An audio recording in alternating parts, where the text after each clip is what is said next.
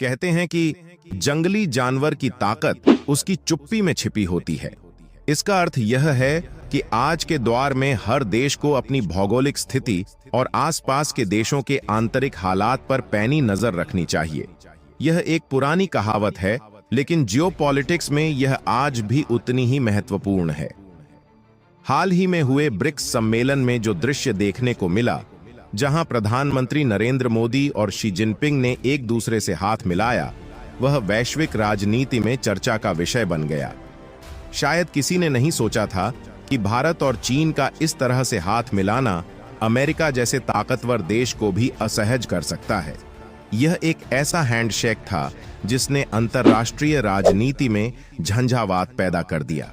आप इसे स्क्रीन पर देख सकते हैं। इस कूटनीतिक कदम से यह स्पष्ट हो गया है कि हर देश अपने पड़ोसियों के साथ किस हद तक सहमति और विरोध दोनों का खेल खेल सकता है, और भारत की यह पहल एक मिसाल बन सकती है। दोस्तों, बिना विश्वास के रिश्तों में स्थिरता नहीं आ सकती। इस कहावत को जियोपॉलिटिक्स में भी लागू किया जा सकता है, और शायद यही कारण है कि आजकल वैश्विक स्तर पर भारत और चीन के बीच बढ़ती कूटनीतिक समझदारी पर चर्चाएं हो रही हैं। वॉइस ऑफ अमेरिका, जो कि अमेरिकी सरकार द्वारा वित्त पोषित न्यूज आउटलेट है, ने हाल ही में एक आर्टिकल प्रकाशित किया है। इस आर्टिकल में भारत और चीन के बीच हुई बॉर्डर पर शांति की डील को लेकर सवाल खड़े किए गए हैं कि क्या यह अमेरिकी इंडो पैसिफिक रणनीति के लिए उचित था।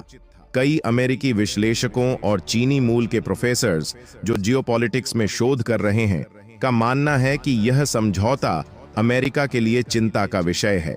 दोस्तों, अब यहाँ एक सवाल उठता है, क्या सच में भारत अब इतना आत्मनिर्भर हो गया है कि उसे अमेरिका पर भरोसा करने की जरूरत नहीं रही, और इसी कारण उसने चीन की ओर दोस्ती का हाथ बढ़ाया? दोस्तों, इन सभी पहलुओं को हम इस वीडियो में सरल भाषा में समझेंगे, लेकिन आगे बढ़ने से पहले कृपया इस वीडियो को लाइक कर दीजिए। यह आपके 1 सेकंड का समय लेगा, लेकिन इससे हमें बहुत मदद मिलेगी।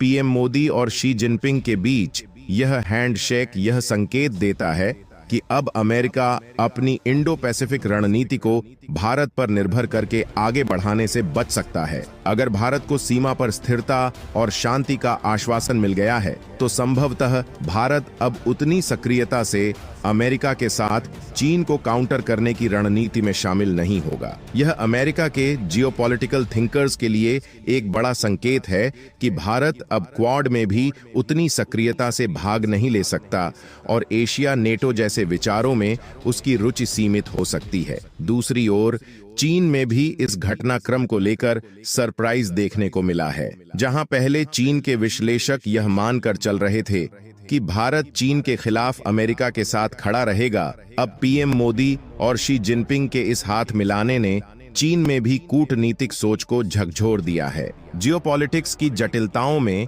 वर्तमान में एक नया ध्रुवीकरण उभरता दिख रहा है। दोस्त का दोस्त दोस्त नहीं, लेकिन दुश्मन का दुश्मन मित्र जरूर हो सकता है। इस कहावत की गूंज आज एशिया में सुनाई दे रही है। लोग यह मानकर चल रहे थे कि आने वाले समय में चीन, रूस और नॉर्थ कोरिया एक तरफ होंगे, जबकि अमेरिका, भारत और जापान दूसरी तरफ। ऑस्ट्रेलिया को भी कुछ हद तक इसमें गिना जा सकता है, परंतु उसकी सैन्य शक्ति और भौगोलिक दूरी उसे एक निर्णायक भूमिका निभाने से रोकती है। चीनी मीडिया और वहां के विश्लेषकों का मानना है कि भारत ने अमेरिका पर अपना विश्वास घटा दिया है। ग्लोबल टाइम्स, जो कि चीन का सरकारी न्यूज आउटलेट है, में प्रकाशित एक आर्टिकल के अनुसार भारत ने यह कदम तब उठाया जब उसने महसूस किया कि कनाडा के साथ चल रहे विवाद और खालिस्तानी नेता पन्नू को लेकर अमेरिका द्वारा संभावित दबाव भारत के लिए समस्या बन सकता है। साथ ही अमेरिकी निवेश का जो भरोसा भारत ने रखा था, वह भी अब कमजोर होता दिख रहा है। इसका एक कारण यह भी है कि यदि डोनाल्ड ट्रंप दोबारा सत्ता में आते हैं, तो अमेरिका अन्य देशों पर भारी टैरिफ लगा सकता है, जिससे भारतीय अर्थव्यवस्था को सीधे तौर पर झटका लग सकता है। भारत के इस संभावित रुख को देखते हुए चीनी विश्लेषकों का मानना है कि भारत ने अमेरिका के साथ जुड़ी अनिश्चितताओं को भांप लिया है। अमेरिका का रवैया अक्सर बदलता रहा है और चीन के लोगों का यह भी मानना है कि भारत अब चीन के साथ बेहतर संबंध बनाने के लिए तैयार है। दिलचस्प बात यह है कि भले ही चीन में अंग्रेजी का प्रसार इतना व्यापक न हो, पर चीन के थिंक टैंक्स और विशेषज्ञ भारत में चीन विरोधी भावनाओं का अध्ययन करने में काफी रुचि दिखा रहे हैं। अक्टूबर के महीने में कुछ रिपोर्ट्स ने संकेत दिए कि बीजिंग इस बात से चिंतित है कि भारत में चीनी उत्पादों का बहिष्कार बढ़ता जा रहा है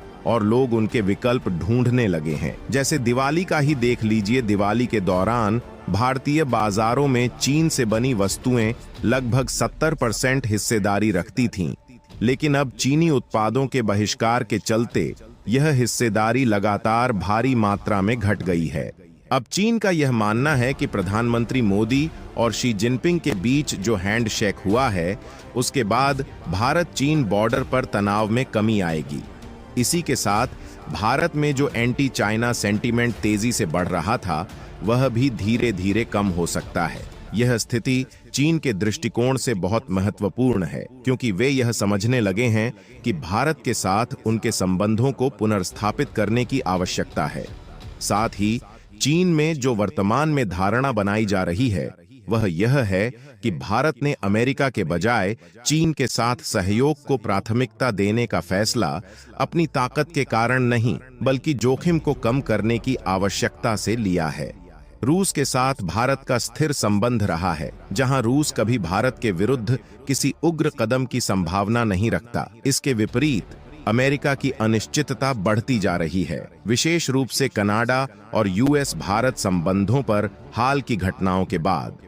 यदि अमेरिका में आगामी चुनावों में ट्रंप फिर से राष्ट्रपति बनते हैं और अपने कर नीति का पालन करते हैं, तो भारतीय निर्यात पर अधिक टैरिफ से दबाव आ सकता है, जिससे भारत के लिए आर्थिक जोखिम बढ़ सकते हैं। इन सभी घटनाओं को देखते हुए भारत ने अपनी विदेशी नीति को जोखिम कम करने के आधार पर पुनः संगठित करना शुरू कर दिया है। चीन में यह महसूस किया जा रहा है कि भारत अब अमेरिका के साथ अपने रिश्तों की स्थिरता पर सवाल उठाने लगा है और ऐसी स्थिति में है जहां चीन के साथ संबंध बेहतर करने का अवसर लाभदायक हो सकता है। हालांकि यह भी चिंता का विषय है कि चीन इस धारणा के साथ भारत की ओर देख रहा है कि वह अमेरिका पर अपनी निर्भरता कम करने के उद्देश्य से चीन से हाथ मिला रहा है। अगर भविष्य में चीन की आक्रामकता बढ़ती है और वह ताइवान जैसे मुद्दों पर अपनी स्थिति मजबूत करता है, तो यह आशंका बनी रहती है कि वह अरुणाचल प्रदेश या अन्य विवादित क्षेत्रों में भी अपनी आक्रामकता दिखा सकता है। मतलब दुनिया बहुत स्वार्थी है दोस्तों।